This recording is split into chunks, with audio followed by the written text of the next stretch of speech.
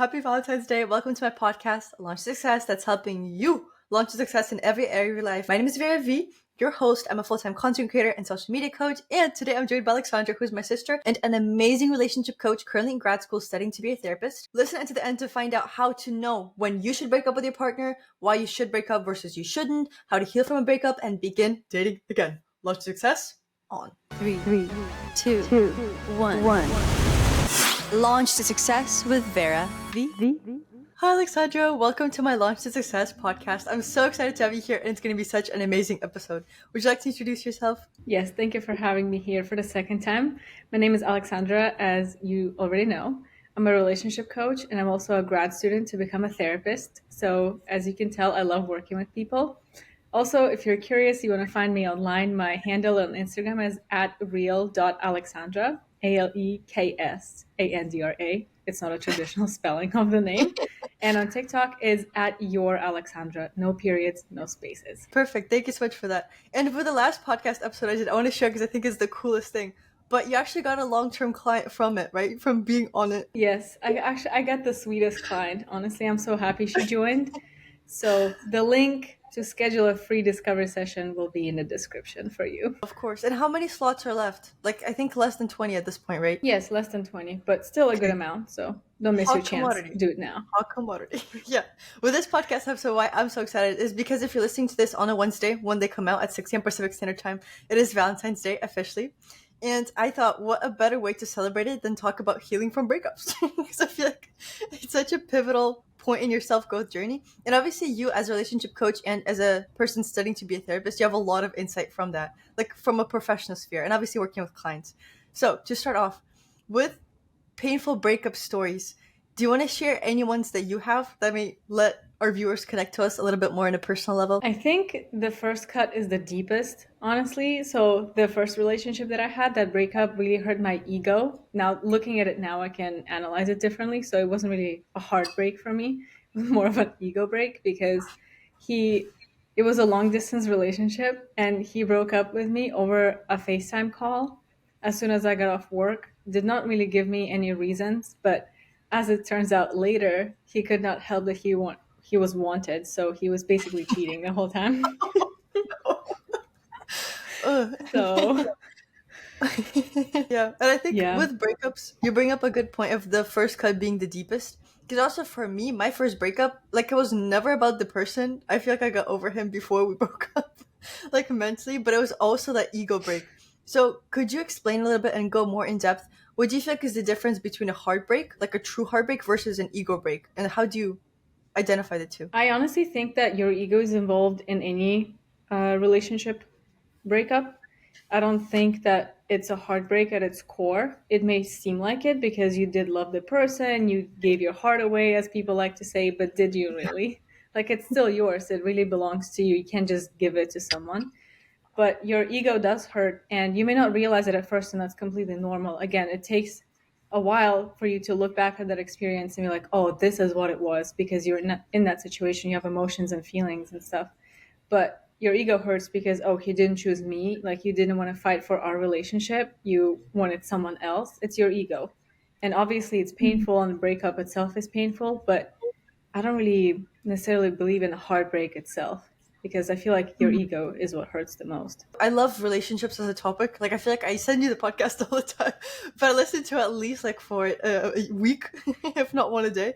But there's this one really interesting one about breakups specifically, and it was, why do breakups hurt so bad? And it's because during the time that you were with the person, of course, you're experiencing a lot of like highs in the relationship, maybe even some lows, but it's just a lot emotionally. And when you break up with somebody, you actually go on a chemical hormone level into a state of withdrawal. It's like you had this drug, which love is chemically, it is a drug, and then you're not with that drug anymore. So obviously you feel like that longing. But truthfully, I think you bring up a good point of how it's actually a lot ego based, because you like logically you know that that's not what you want, but your ego just keeps calling out and trying to pull you back in. Of course, because it was a comfort zone in a sense, and you were comfortable and happy, and now you have to go through this almost physical pain in some cases. Maybe it is physically painful, like your heart hurts, you have like a hole in your stomach, and it's normal. It just takes time. But yeah, it is chemistry. That's a good point. And actually, I have a hot question. I keep wondering about this But I've been hearing a lot about how it's so much more painful to break things off with a situationship, which if you want to share your opinion on situationships, feel free, than a long-term relationship because of in a situationship, because you're not like officially together with the person and you're not with them for such a long time. There are a lot of like what ifs about what your future could have been, and a lot of like imaginations regarding that. Versus if you actually lived out your love story with somebody over the course of say 3 years, 7 years, like you got to see all that. So do you feel like that is true? Like it's more painful with a situationship based from what you know, your client experience, and also any opinions that you have? I think it's very individual to each person. I've had clients who wanted to get over a situationship, and for them, it was very painful to do so. It was like Mm-hmm. a very tough experience to go through. But then there were also others who were like, oh, it wasn't anything serious. That's why it was a situationship because there was no actual commitment. Like it wasn't even Mm-hmm. official. So I'm not sure what the science is behind that. But Yeah. maybe as a theory, maybe in a long term relationship, by the point you are breaking up, maybe you're already kind of over it. Like you knew it was coming, but maybe a Mm-hmm. situationship could feel more abrupt and sudden. That's why it hurts the Yeah. most. That's actually a good point. Uh-huh. And what's your thoughts on situationships in general, would you say? Hmm. I think it's a little goofy in a sense because obviously there is a period of time where you're not official, but if you want to be in a relationship, both people have the same goal to be in a relationship, to build something together, whether that's long term or short term. Why not make it official? Because what responsibility are you trying to avoid in this sense? You're already together. It's just a label, and why does the label have so much weight to you? You know what I mean? What do you think? Yeah, I definitely agree. And I think culturally too. Because with the person I'm with, I remember before we started dating officially, he had this conversation with me. Like, and I thought it was so goofy. I told him straight up. But he was like, oh, well, there are two different things. Like, dating somebody officially is one thing and exclusivity is another. So he was like, maybe we should just, like, become exclusive first and then start dating officially. And I was like, no. No, red heart emoji. I'm not sure that's how it works in my world. So I think culturally, I know in American culture it's slightly different, but definitely with the responsibility thing, like you mentioned, I don't know. I feel like if you in your head you always have like a thing of like you can always get out of it, which is true for anything. Like say you get married, you can always divorce. Like it does it cost money? Yes. Is it some energy like extracted? Yes. But you can always do it. So why not? I agree. Hmm. Okay. So that question aside, also let us know in the comments if you're watching this on YouTube. If you're on Spotify, then scroll down and leave your thoughts about situationships, or sorry, which one is more painful. I'll do like a little poll.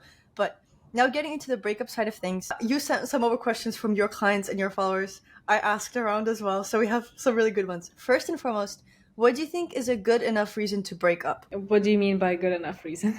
That's the first That's the question. question that I got. But I guess that means what's like a how do you know when to stay with a person and continue working on whatever problem or issue you're having versus when it's time to just call it quits and end the relationship? I think at the point where you're compromising your own happiness and your own quality of life, it's probably the point where you need to reconsider the relationship and see if breaking up is the right thing to do for you.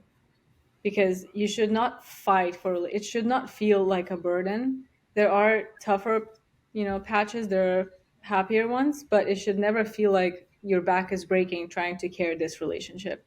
So if you're compromising your own happiness, your principles, morals, beliefs, anything that steps on your boundary, you probably should not be in that relationship. How do you know when it's just a rough patch versus like it's actually like you said carrying the relationship on your back and when it feels like super strenuous? You should probably feel it. I don't think there is a logical reason or any Mm-hmm. logical explanation for it. I think it's more feeling based, just like a relationship is. It's more feelings and emotions rather than logic. Like, this is why I'm with him. His wallet is thick, you Yeah. know?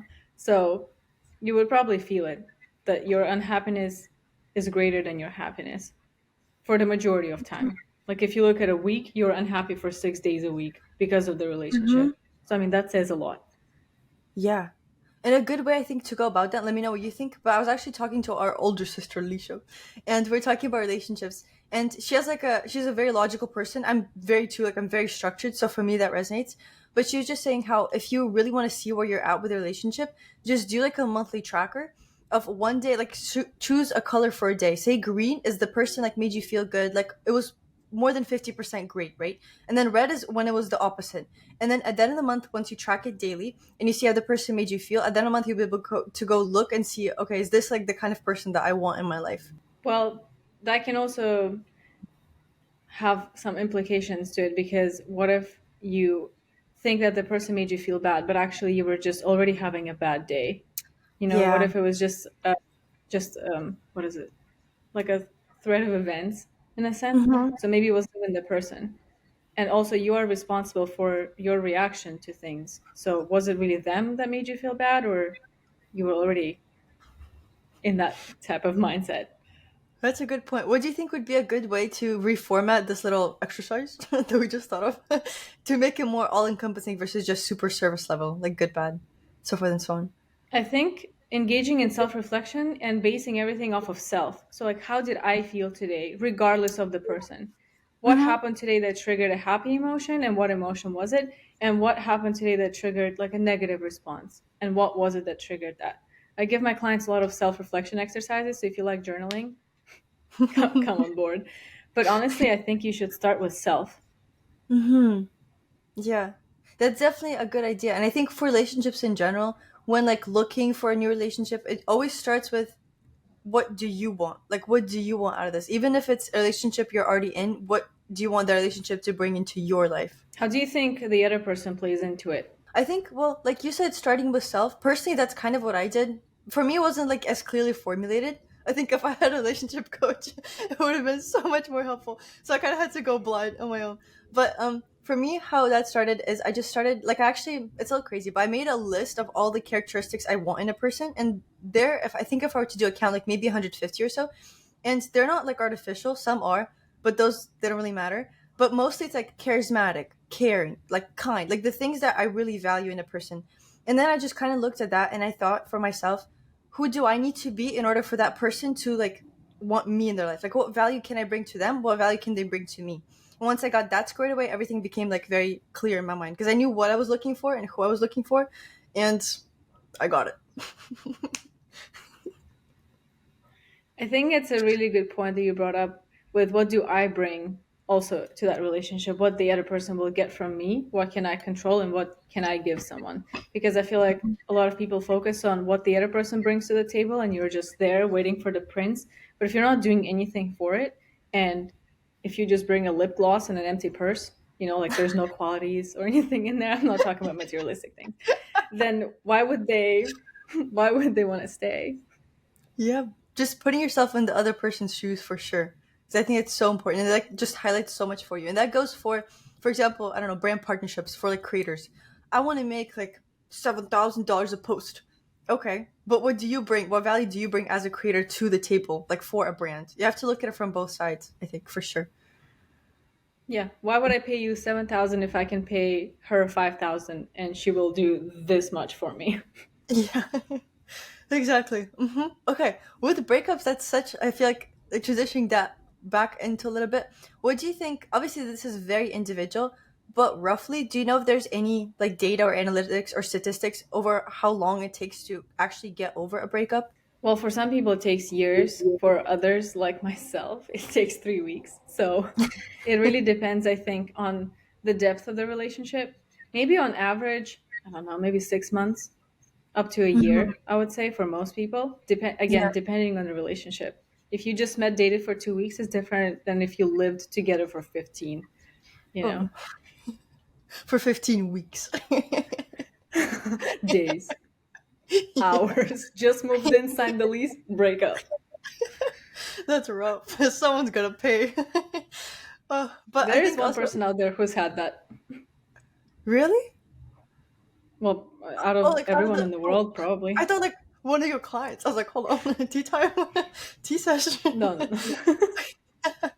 But I think overall with a breakup, and this I don't know why, and I think you've experienced a similar thing because I know we talked about it. It's kind of like the magic rule of 3 months. I feel like with any project that you start, any relationship, friendship, like 3 months is always the pivotal point. And I think with a breakup, at least that's what I've experienced. It's always the same thing. Like after 3 months, you're like, wait, hold on, and you get such deep reflection, and then it's 6 months again, and then obviously I think after 6 months, like if you really focus on the self work, then it just becomes a lot easier. I agree. I think that during the breakup period, you will get tested a few times. Usually it's like 3 times where the person will appear again. And just in a sense, like universe, whatever you want to call it, it will be testing you to make sure that this was the decision you actually wanted to make. And so if Mm-hmm. you stick to it, the glow up is massive.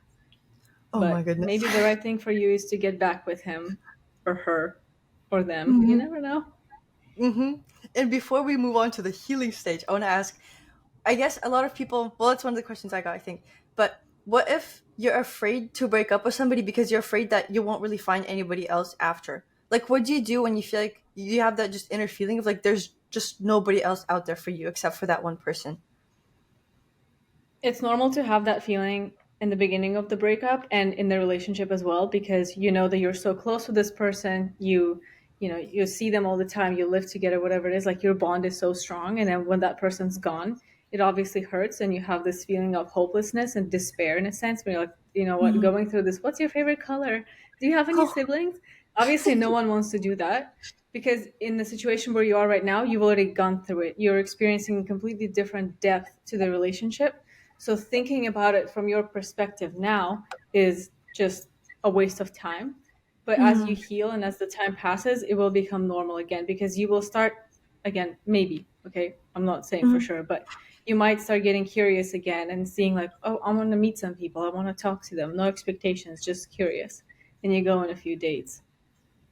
Mm-hmm. So And I think also a good thing is that's something that I really started implementing, like when that whole breakup journey happened, but just really leaning into your confidence in your self worth. Because if you think about it logically, there are 8 billion plus people out there. Like, there's no way that that one person was it. Like, let's be so for real. Statistically, there's no level on which that makes sense. There are at least 200,000. That's if you're being picky. If you expand it out, probably like close to half a million if you just gather absolutely everybody. So I think also just knowing that no matter what happens in your life, like whether that be relationship, situationship, whatever, you'll be okay because you know that, like, you know who you are, you know what value you can bring, and just being very solid in that. yeah, but also to add to that, if you're at a point where you're breaking up with someone, are you actually willing to settle for that relationship, knowing that it makes you unhappy, that it doesn't work for you, it doesn't align with you, because you're scared that out of 8 billion people, there's not one more person who will ignite your world? You Hmm. know what I mean? Like, you can go back to logic, but you can also just defeat that doubt within Yeah. yourself, being like, you know what? Statistically, it's just not gonna work. So, and are you willing to sacrifice your happiness for, I don't know, 20 more years, knowing how, like, at what point you are now? Because you wouldn't be breaking up with someone if you were totally happy with them. Ooh, that was like a mic drop. Ooh, especially for the 20 more years part. I went, ooh. I really like that. I think that's a good line of thinking. And also with relationships in general, how to know if the person's like truly a good fit for you. Let me know what you think about this. This is not like a educational approach, obviously, because I'm not like in this sphere educationally. But from what I've heard is, if do you accept the person exactly as they are? Like, if you could change absolutely nothing about them, like they're just to stay their own person, would that still work for you? And would you want to create a relationship with that person? But also, aren't you growing? You can't really take like one point of time and apply it to 20 years from now, in a sense. Like, in the moment, yeah, like, do you actually take them as they are? That's a Yeah. good question to ask for sure. But Hmm. then in a year from now, you yourself are not going to be the same person because you're Yeah. growing and evolving. So you can't expect for them to stay the same. Like, are you going to grow in the same direction? Are you going to grow at the same speed? For sure. But as long as, because I think big problem that people have, especially in getting back into relationships again, like over and over again, is they see the person's potential, but not who they actually are. Because if by actions the person has proven to you over and over again that they're not like a good match for you, like it just is not the vibe for you, but you keep coming back, then you just see the potential in them versus who they are by nature. I saw a quote or a video somewhere that said, other what the potential you see in other people is what you would do in their shoes. So it's more Yeah. applied to you than them. Maybe they don't even Mhm. have the potential, but if you're like given those circumstances, I would own the world. But they Mhm. wouldn't even see it ever. Wow. That's so interesting. I like how it's like super. I guess that's the therapy side of your career background, but like super self reflection. I really like that. I think it's so cool. Thank you. Hmm. Okay, and now moving on to the healing side of things. Do you have a personal post breakup healing story that you can share and how that kind of impacted your glow up overall? Obviously, physically, mentally, emotionally, every area of your life. Why don't you go first, and then I'll think of whichever one I want to talk about. Okay, for me, I would say after that one painful breakup I had, once again, it had nothing to do with the person. It was just more of the ego. Because I think, Aleksandra, we have to make a podcast episode on your podcast about this. Because I wouldn't talk about it on Launch to Success, but I have some experience with pathological liars a little bit. So for me, I just remember I was in the library one day, and I was like, I had an art class at the time, so I was just doing my drawings, like practicing whatever. And I was coming back from it, and it just suddenly started hitting me how many lies there were. And I was like in my head, it was just so self focused because I was like, am I that dumb? Like I'm a smart girl. Like what's up? How did I not see this earlier? So that was the painful aspect of it. But from the glow up, honestly, it took me a while to get over it, like to fully heal. I would say like maybe a year for being super freelsies, maybe like 9 months for me to like finally be like, okay, like I'm good, I'm solid. um but with the glow up, I would say like definitely next level, because it just made me trust myself so much more and just listen to myself. At first, of course, it's a lot of doubts in other people and like that fears from the past relationship coming up, but once you're settled, like it's just like, oh, you're on a whole new level. Physically I look different, mentally so different, emotionally just rocket space and everything else as well. Like you said, it's more about you than it is about the other person, especially when so much time passes. It's just issues that come up for you, something that triggered you before, Hmm. and you reflect on that, you grow from that. So it's a huge learning experience for yourself, which is why the glow up is so good. Because you just Yeah. boost yourself. Hmm. Did you get a chance to think of a story? Do you have one? Yeah, I think for the biggest glow up, well, I've had two breakups in the past. One is with the cheater. If you're watching this, now we all know what happened. He can't help that he's But woman. I mean, what can you do, right? What can you do? Can you blame him? Of course not. You're kidding me. So I think with him, why it was so painful is because my ego was just shattered because I did not expect it. And he also lied, not about the cheating. I kind of had a feeling, but I didn't know about it until he reached out to me like a year or 2 years after the breakup. And he was like, "You were the one, blah, blah, blah." And then explained what happened. I was just like, okay. Well, at that point, I just didn't care. But getting over that was difficult because I just couldn't believe that it happened to me. And like knowing myself, I was like, what do you mean you don't want to be with me? Are you kidding me right now? What a joke. So that's where the ego comes in the picture. Mhm.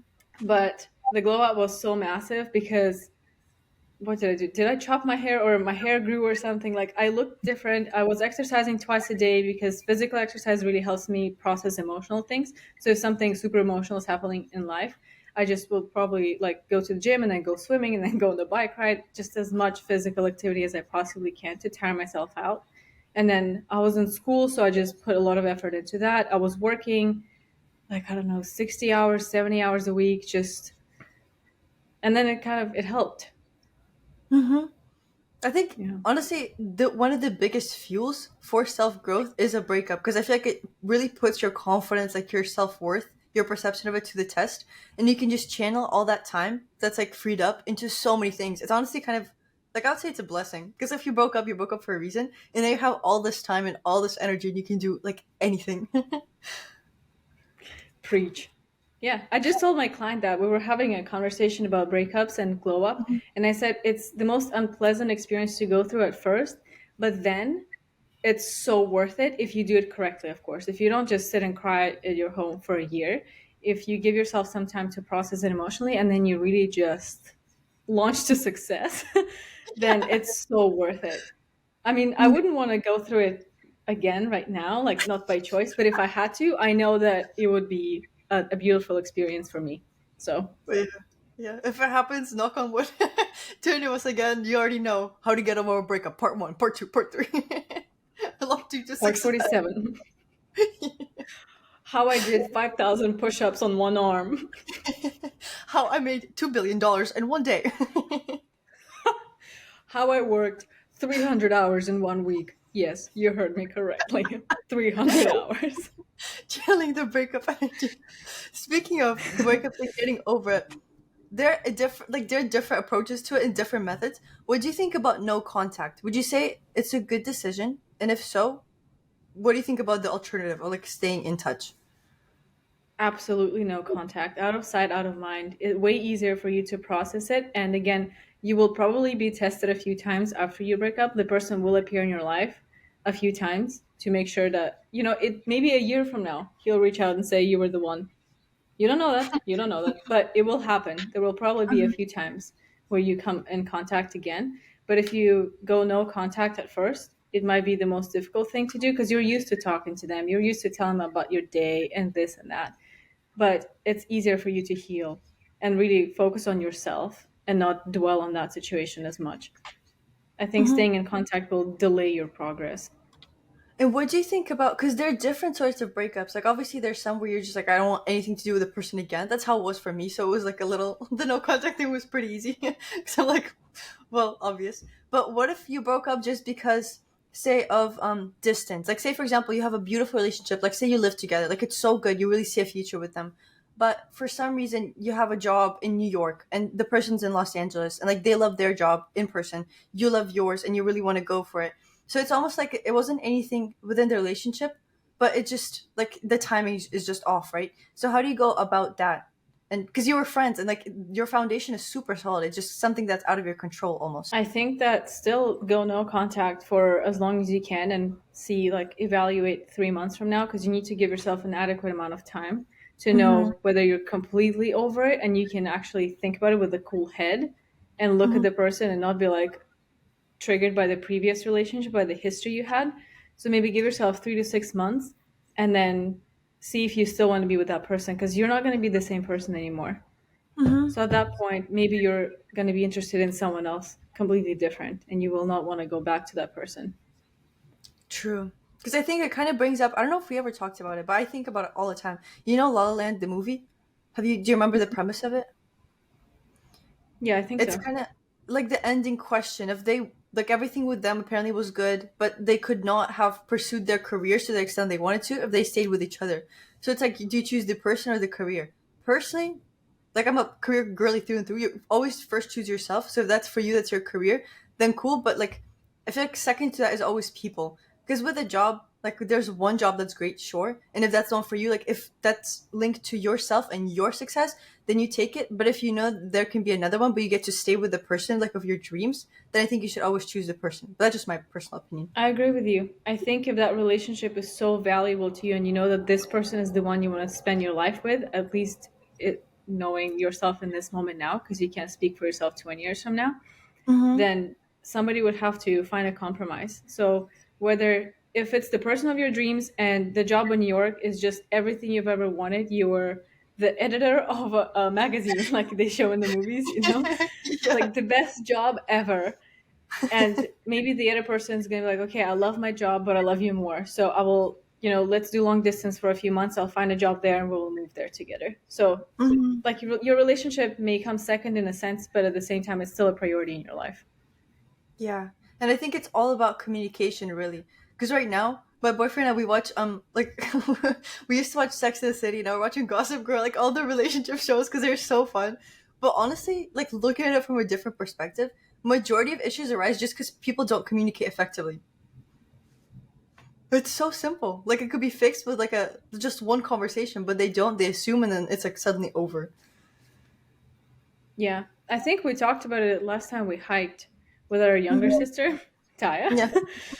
We were saying, what do you think the biggest reason for breakups is? And I think it's communication, really, because anything can be resolved with communication. Things can be prevented with proper communication. So it seems like it's the biggest reason. Hmm. For sure. And with healing also, with no contact, I definitely agree with you. I think it's like the best way to kind of like get the person out of your system, like just anything that surrounds them. But also, I was talking to a guy friend. So it's going to be an interesting question. It's a little juicier. Men and women obviously are very different and they process breakups differently. And he was like, the best way to do it for guys, in his humble, arrogant opinion, is to get under someone to get over someone, like obviously thinking. Yeah, relationship coach reacts. I was listening to this and I was like, like I guess valid for certain people, but I think for that, if anything, you just builds a lot more emotional turmoil, like baggage to deal with later. So I personally do not see how that could be productive. But what are your thoughts? Also keeping like men in consideration. I do understand that they have a different perspective and different way of processing things, but how selfish are you to involve someone else in this situation to help you get over the breakup? Because the other person still gives something. You know, you get under someone, but they give you something. They give a part of themselves. In a way, they give their time, their emotions, their feelings. And it's a Yeah. very, very selfish thing to do because you have your own reason, probably unrelated to them. So it just seems a little unfair to the other person, the third one that's just there. Yeah. I guess it depends what terms, because if you both realize that it's like a one night stand situation or like a hookup, whatever, and you guys are very clear on that, like you make it crystal clear, then I guess it's fine because then you know what the person, like you know what you're engaging in. But if a person has any hopes over a relationship or anything with you, then that's rough. But still, like your intention is not really to spend that one night with this person. You still have another person on your mind. So it's not 100% honest at the end of the day. It's just kind of a little dirty, like dirty water, Yeah, I agree. seems And like. plus, with that, I think it's like a it's very much rooted in escapism, which during your breakup, like there's nothing wrong with escaping, like doing whatever you can to keep yourself occupied and distracted, but I think there are healthier ways to do that. Like as unpleasant as that sounds, like you should go to the gym instead. But truthfully, long term it makes you a lot happier, because I think if you get under someone to get over someone, you might just end up feeling so empty afterwards. And like that's then you have to deal with that too. It's the pain of the breakup originally, but then it's also the emptiness. Double trouble. Yes, because it can remind you of what you had with the other person, and then that starts a whole other snowball of things. But a gym will build discipline and a new habit, and then at the end of it, you'll be happy that you went to the gym because a year from now, you'll be swole. Yes. Yeah, because you're investing all that energy back into yourself. And I feel like even if in the moment it's really hard to see, it's truly the highest form of self love. Like every time you do something for yourself, if you keep telling yourself that like you're doing this for you, I feel like it just builds your confidence so much better. And in any future relationships you'll be in, you'll just be like a whole new person. You will have slip ups, that's normal, like Yeah. emotional downs and thoughts and memories, everything. You know, a Hmm. song plays, it triggers you. That's normal. It's okay, but Yeah. it's important to just keep going with your new routine, with your new self, getting Hmm. yourself out of that rut, or you'll rot in there for a long time. Oh, 100%. That's not good. And what do you think about staying friends with an ex? Because obviously, if you broke up for reasons like you just are not in, like you don't ever want to be with that person again, that's one thing. But like we talked about, what if it's an outside factor? Like you see them like as well, obviously, I guess in the moment when you're breaking up, like you have different colored lenses on, so it's a little harder. But what if like you just click so great as people and you want to continue being friends with them? And then it's what, my guy best friend, my girl best friend type of vibe. Yeah, every new guy you're with, you're like, hey, babe, can you FaceTime my ex? He's actually my guy best friend. We dated for 10 years. We live together. We have a dog we share, but we're besties. It's purely platonic, I promise.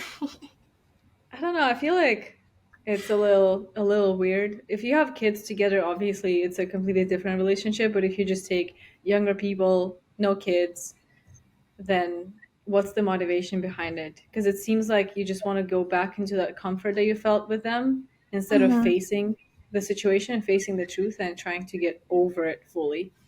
Because it's kind of like avoiding responsibility. Like, oh yeah, we're friends. Like we're not together, but we're friends. Maybe there are Hmm. hidden regrets or something. You know, it seems like there's something there. Maybe there are successful stories. Of course, there's so many people in the Yeah. world. For sure, someone succeeded in this. But generally, I don't think it's effective. I think on the contrary side, I think if you guys clicked on something beyond just like your friendship and your emotional connection aspect, but say for example, you're in a similar career field or you just watch their career progress and you think that's so interesting and like you see their successes, afterwards, like after you feel like you're really moved on, I don't what do you think about like meeting up with them for coffee or something, but just purely to talk on like a professional or very platonic level? But again, why? There are other people you can talk to about the same thing. It seems like you just want to take a little step back to feel blank again. You know? Yeah. That's true. Because I think with relationships, of course, they can be like every relationship is so complex and like five dimensional almost. But once you cross one line, like there's really no going back. Yeah. I think if you went on a date with someone, it didn't really go anywhere, and then you Mm-hmm. contact them again professionally or, I don't know, for advice or something, unrelated to dating, it's one thing. I think that's completely fine. I mean, you both Mm-hmm. moved on from from that one date probably. But Yeah. if you were in a relationship with someone, then it would just be a little little sauce. True, but even with dates, like you know this, but I also made a podcast episode on this. But like career wise, honestly, a lot of my dates just felt like interviews because it was like their careers just so cool, and I wish I could talk to them now, just career based, like nothing personal. But because we've already crossed that line, like I feel like it'd be really weird. So personally, I would not do that as much as like if we met on a professional basis or a friend basis, it would have been so nice to check in. But obviously, that's not the case. Yeah, that'll probably be your last option. If you're completely out of guests and ideas, then like maybe I will consider it. But still, it's not the same as reaching out to the Yeah. liar ex. Oh my goodness. My God. Okay, so now Hmm. with the healing journey, obviously, as people start to move on, one of the questions, I think you sent that one to me from your community, but my ex and I broke up a week ago and he's already hanging out with another girl. Should I be upset?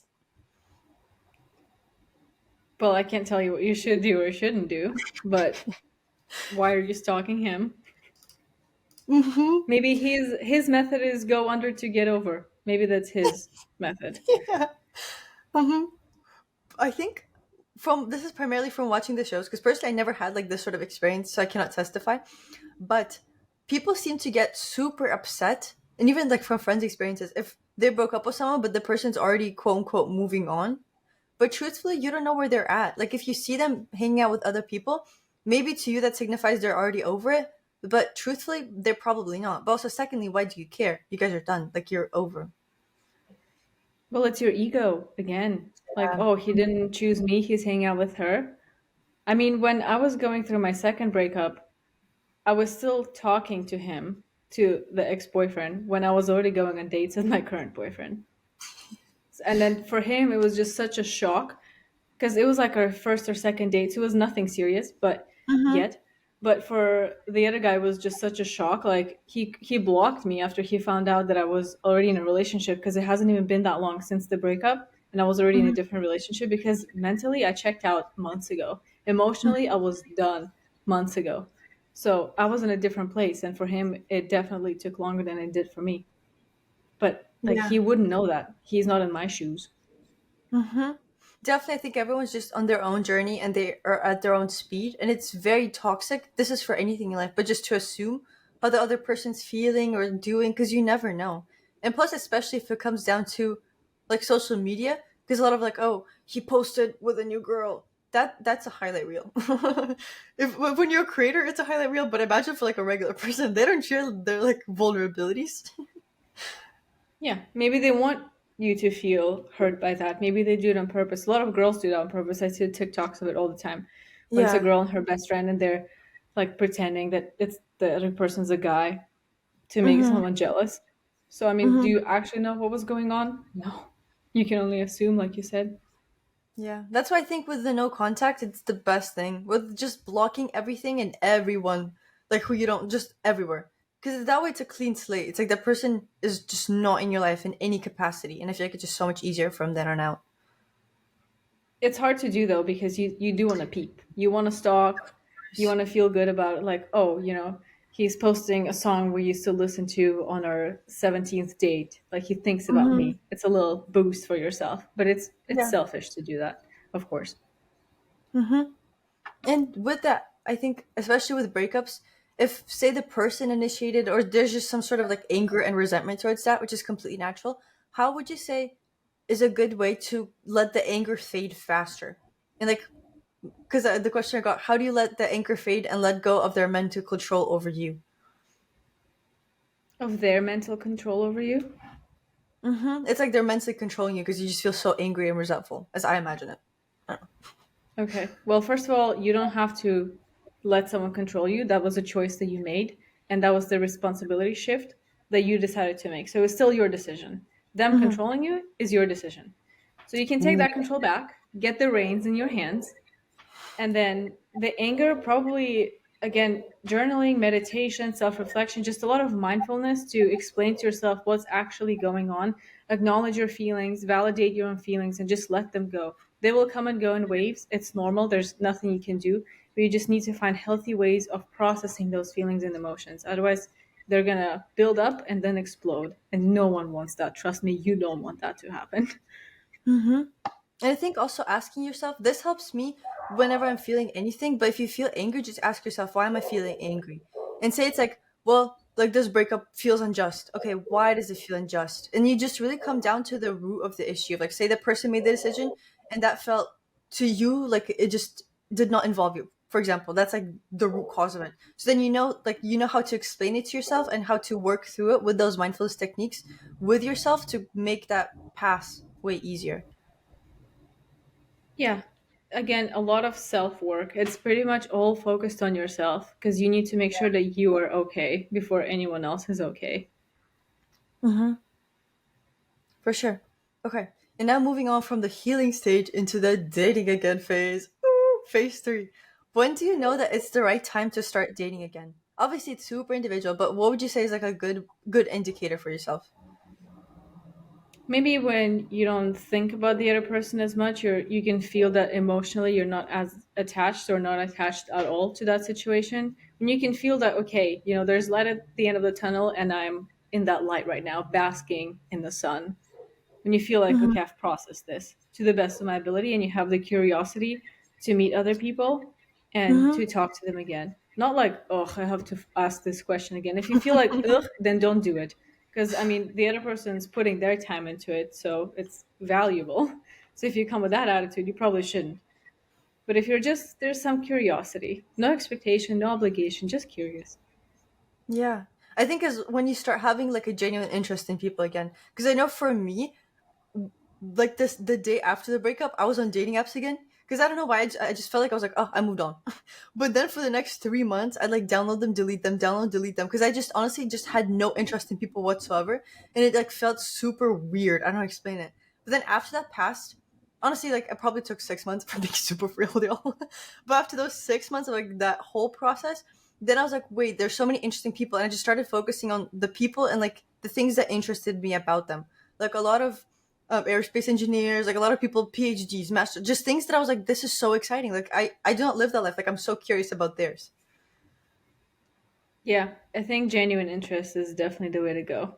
Genuine curiosity. After a breakup, you obviously have like a little piece of yourself, like almost missing the societally. Because I mean, you're talking with a person so much. There's like such a good energy exchange in this societal area of your life. So I was listening to a podcast, and it's actually a good technique, I think.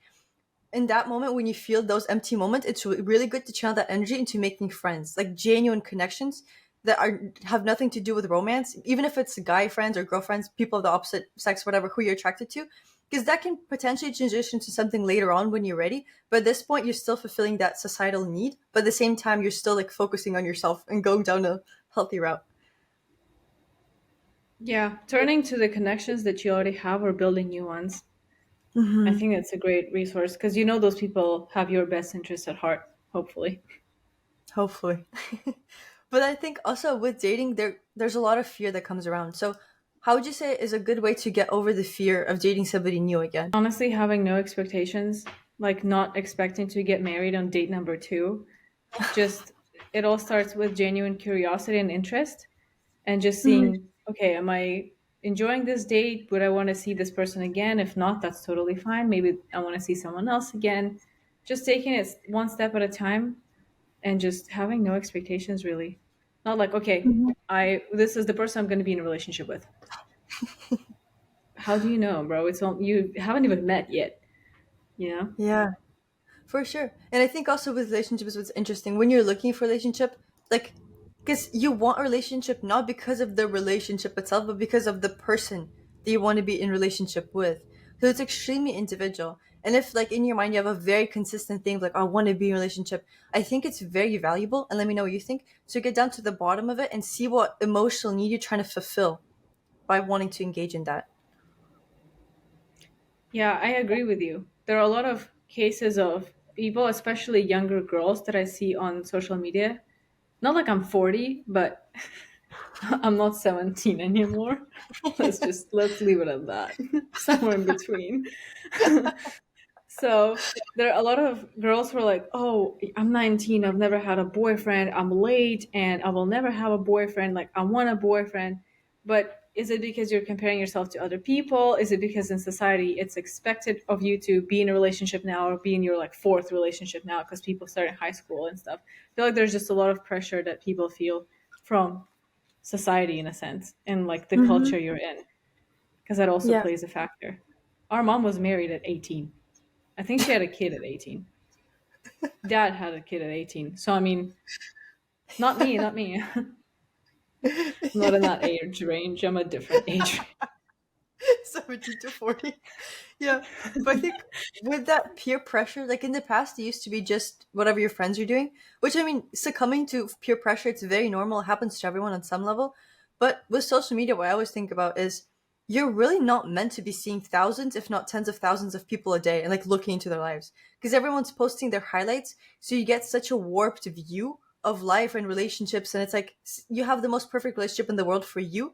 But say you see people posting that their boyfriend is giving them a huge bouquet of red roses on Valentine's Day. They could have the most empty relationship with like nothing there but gifts. But to you, you go, oh, like this is, oh, I don't get this treatment. Oh, it's not good enough. So that comparison aspect, it's so toxic, like truly a disease. Log off, delete, do whatever you do, but do not be there for hours because that's just echo chamber.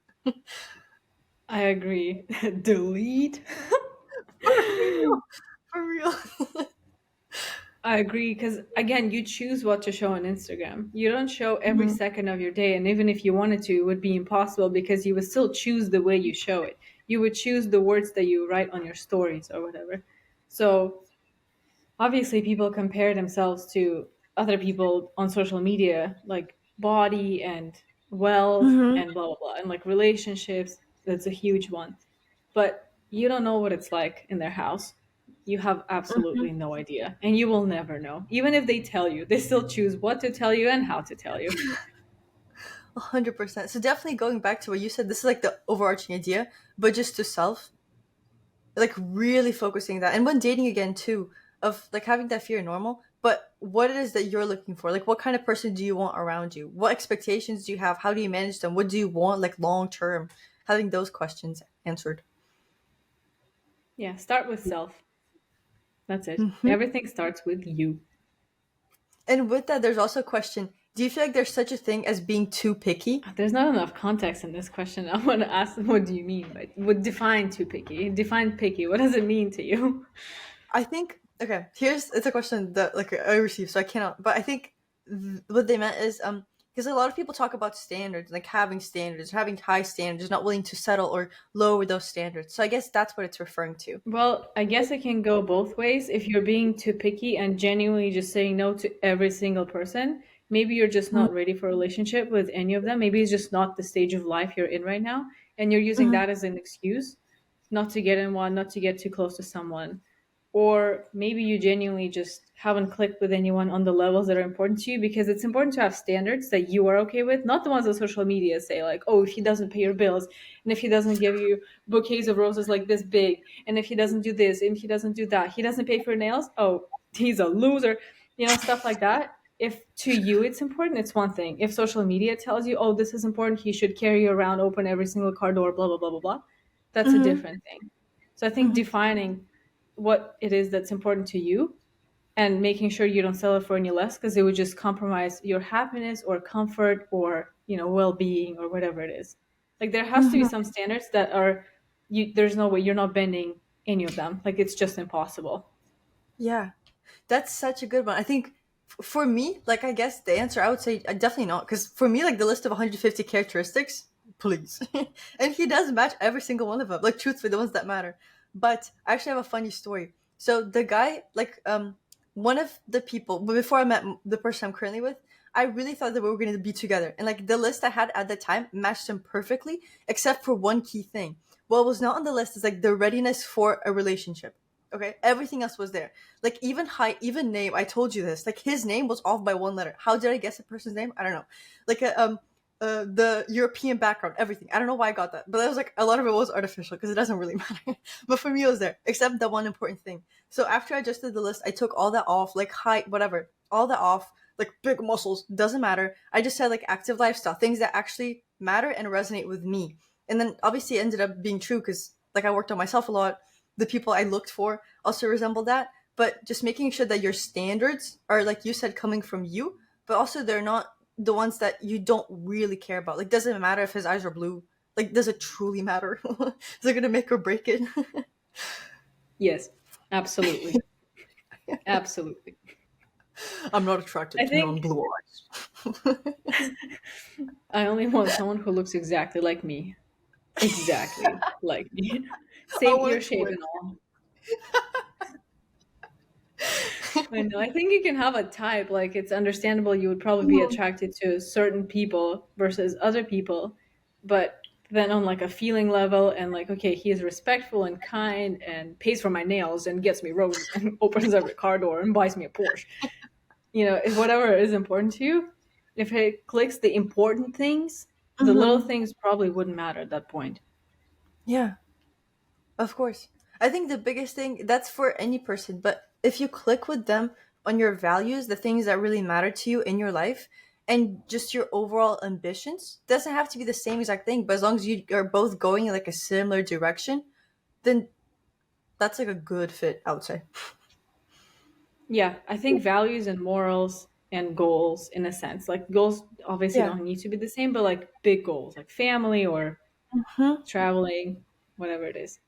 But For I like sure. what you said about the list with the qualities. I think it's kind of similar to a vision board in a Mm-hmm. way, because again, like I have my vision board right there, and some things have already came true. I had a client reach out to me saying that she did a vision board based on how I explained how to do it, and she said that there are a lot of things that came true for her. So it's only February, and it's so cool. She was like, I did not expect it. Her TikTok grew in a month. She's in a relationship. She got a job she Uh-huh. wanted. So it's so amazing. I'm really, really happy for her. But Yeah. maybe it's the same law of attraction type of thing. Mm-hmm. For sure. And for me, I'll tell you with that list, like this is a little overboard, but I was a little bit in my crazy era. I like anytime I saw a person who I was like I thought they were attractive, I would take a screenshot of them and put them onto my list, just What do like you to mean, visualize. like physical? Uh, Yes, like I would actually screenshot somebody's face and just put it on there, like as like inspiration. you go for a walk, you see someone attractive. Excuse me, sir. Can I just snap a picture?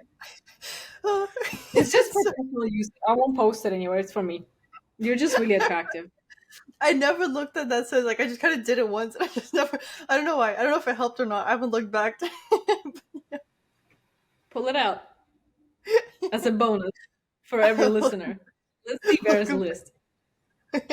Okay, I will. But in the meantime, I think a good question when dating again, especially, is this aspect of comparison. So, how do you stop yourself from comparing somebody you're currently with to the person that you were with beforehand? Well, what do you get from comparing the two? What emotional need does it cover, or what memory? What is it there? It's mostly like a feeling or an emotional thing that you're trying to achieve. To be Mm-hmm. like, oh, that person was better. He used to clean dishes better than this one does. Maybe you're still not over that breakup. Maybe there's still parts of that breakup that you are still getting over. Mm-hmm. What What do do you you think is think? like the most primary, I guess, emotional need? Can you expand on that? Because I think it's interesting, like fulfilling an emotional need with comparison. I guess it depends. It depends on what the comparison itself is. I don't know what it is. For maybe some aspects, it's like feeling cared for. Other aspects is just, I don't know, safety or something. I guess it would depend on the situation. I'm not sure.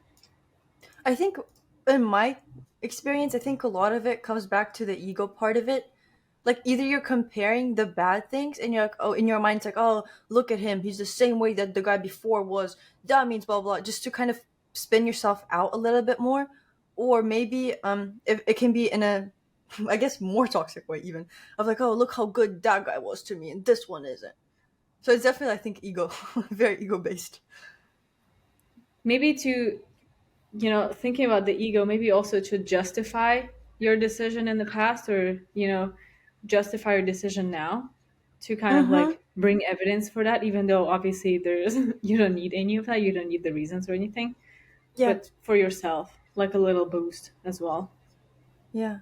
And with that, I don't think there's anything wrong with that. Like, because a lot of people say if you're ever like doubting the breakup, just write out why you broke up again and like read that again, just to really remind yourself to make sure it really solidifies in there. Your brain forgets the pain. You don't actually remember the pain. You remember, okay, I felt really bad when I was 12, but you know that it was painful. You know it, but you can't feel it Mm-hmm. again. It's gone. Just like people say about childbirth. It's one of the most, no, it's probably the most painful thing you can go through, unless you break every single bone in your body, but given like an average experience, you know? But then as Mm-hmm. soon as the child's born, you know it was a painful experience, but you will never remember the pain itself again. Mom did it 4 times and she was like, yeah, I know it was super painful, but I would do it again. Yeah, for sure. And I think for me, what really helped after that first painful breakup is if I was not like a content creator, I would not be able to look back on it. But like the amount of crying snapshots I have throughout the relationship, I was like, hold on, like it really wasn't that good. Because then afterwards, obviously in the breakup phase of things, like the healing, I was like, you know what? Like I had a bunch of thoughts, like maybe it wasn't that bad. Like I think I just made this stuff up. Like there's no way it was that bad. But then I could take a look at it, like myself bawling, crying for like hours on end, feeling sick, like holding my tongue and be like, I can't do this anymore, and be like, hold on, maybe I don't want to feel that way anymore. You kind of romanticize it in a way. You maybe even subconsciously you justify that decision because again, you don't really remember the pain itself, Mm-hmm. and memories are very subjective, like they're just not true really. But if you document it like videos or journaling or anything, you can always go back to and be like, no, actually this did suck and I Mm-hmm. don't want to go to it again. Yeah, for sure. Having like hardcore evidence you can come back to. It can help you with the healing process, but then maybe evaluating whether you want to be with that person or not, you should be fully over that situation and that relationship to do that with a cool head. Not out of like, oh no, this was bad, I don't want to do it again. Like you're running away from something, but Mhm. just like, you know what? It's just not for me right now. That's it. That's it. Mic drop. Okay, thanks I feel guys. like Bye. this has been so insightful. And now we're moving on to the fourth and final stage of this podcast episode. I actually came up with it recently. You're gonna love. It's 7 questions. I call it the successful 7 that are in rapid fire fashion. Okay, so I ask whatever first comes to mind. You just go with it. Those are always the slowest for my brain. You say rapid questions and I'm like, Okay, these are the slowest possible non-fire, non-rapid fire questions. are you gonna answer them or is it just for me? It's just for you, but if you want, I can also go. Yeah, you should also go. It's not fair. Okay.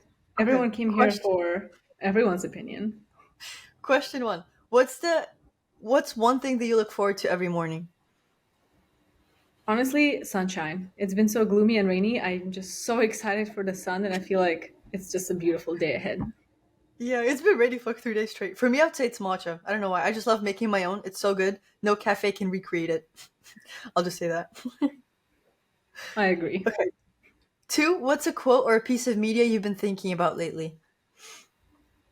I just saw a TikTok on words of affirmation and how to better phrase things, and Uh-huh. I sent it to my clients, and I think that's a really, really cool thing. Mm-hmm. Can you send it to me? Yeah, I'll send it to you. Okay. What's like the general premise of it, do you think?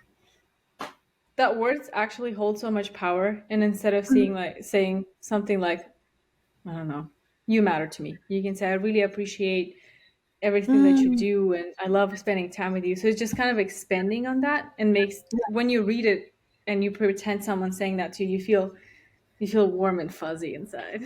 Even if Uh, words of affirmation is not your love language, it's not mine, but it's so much more meaningful when you phrase it correctly. Not correctly, but just with more mm-hmm. depth and intention. That's really cool. I like that. Okay. And third question is if you could interview one person, dead or alive, who would it be? Probably Elon Musk. He's Really? so smart. I don't know. He just kind of amazes me. I respect him a lot because he is just so smart. Like, how can one Hmm. person just be so smart? I'm curious. Yeah. I feel like he's so innovative. Like he has such a crazy amount of ideas all the time. Yeah, I don't care about him personally. I just want to know, like, what's your schedule like? Like, how did you even come from there to here? Like, what's the idea? How? I'm just curious. Hmm. Hmm. I like that. Okay. Elon Musk, if you're listening to this, send us a DM. We'll talk. Please, please. What's what's a piece of advice that you'd give for your younger self?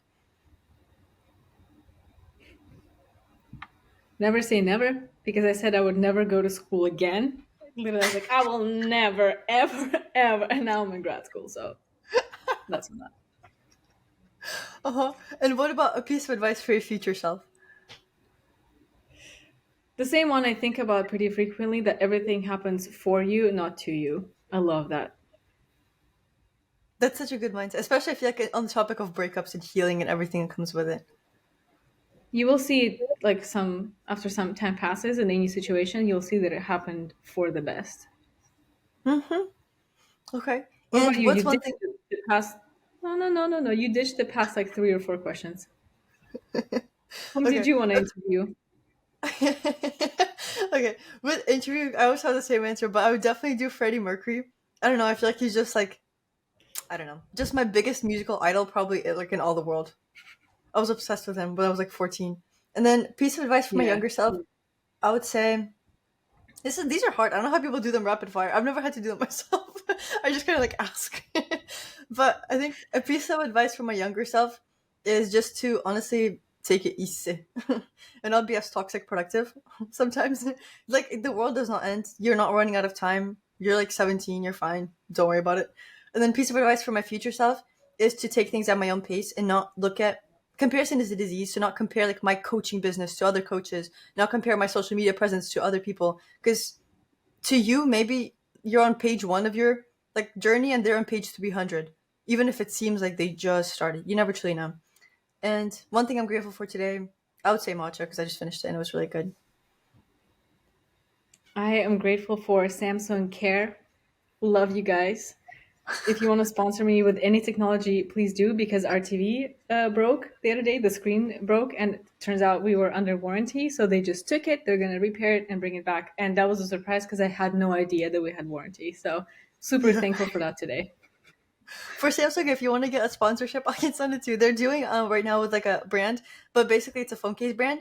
If you have a Samsung device, like a mobile device, I don't think you do, but if you were to, they send you a new one just so you can use it like in an ad, along with the product and compensation, of course. So if anyone's interested, just let me know. Oh, I saw you. okay. Well, I love Samsung already. I already said it publicly. This is a TV mount, but We'll include this just for them to really know like how passionate about them you are. all you do is email this link. No, no hello, nothing. Just email them the link to this podcast and a For sure. timestamp for when they have to Yes. listen to it. Amazing. Okay. And final of the success seven is describe where you want to be in your life 1 year from now. Because then we can come back and check in.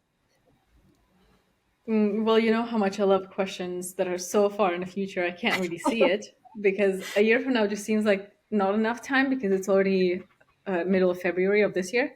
But at the same time, it also feels like so much time. Mm-hmm. I hope I have like a successful business. I hope my business continues to grow. I hope I'm a successful beginner therapist because I will be getting my hours and working with clients one on one. So I'm excited for that. That's all I can picture right now because I'm expected to do those things. But overall, just as happy and as goofy as can be with my family next to me and everything else. That sounds really exciting. Okay, amazeballs. No, no, no, no, no. You? Okay, for me, I would say definitely a new car. Which I don't know if I told you actually. This is like tea time, but by the time this comes out, well, actually, yeah, this is very like accurate because we're recording this 2 days prior. But new car. I'm going to see like do test drives for a Tesla. Oof, on Sunday, Saturday. So find that out. So I think in like by my birthday, I'll definitely be driving a new whip. Lots of new content. I would say living in a new space. I really want to do that this year. Obviously having a successful coaching business and like impacting creators and business owners and influencers that I work with on a whole new level. Like I just want to feel like there's a lot of impact besides just individual work, but also like for all the courses and programs, like there are a lot of people there because I know the value I can provide. And with the influencing side of things, just growing my community, I think would be really, really cool. It's already started happening this year, which is, I think, really exciting. Yeah, I think this year is going to be a really good year. For some reason, I just have a feeling this is going to be an epic year for everyone. I feel like it already has been, like, and it's only February. So let's keep it up, guys. I agree. I want to test drive Teslas as well. My boyfriend has a Tesla, never let me drive it. Never, ever. Not once did he let me drive it. Says a lot about Yeah. trust, huh? I'm gonna send this to your boyfriend with this exact timestamp so you can take a listen of about the new podcast episode. Spilled some tea. Yeah. Anything else you want to add onto the topic of healing, breakups, relationships? No, I think it would be interesting for us to talk about toxic friendships, Mm-hmm. actually, next time. Yeah, for sure. I've had a few. So Maybe that'll I be think over it's on your podcast. maybe. Well, yeah, that does. But I think definitely a really cool topic, and I'd love to. Otherwise, thank you so much for being on. I thought this was so insightful. A lot of insights that I got, I'm sure the listeners did as well. Let us know in the comments below. And yes, Thank you for having me again. I hope to come on here again and again and again. Three, two, one. Launch to success with Vera V.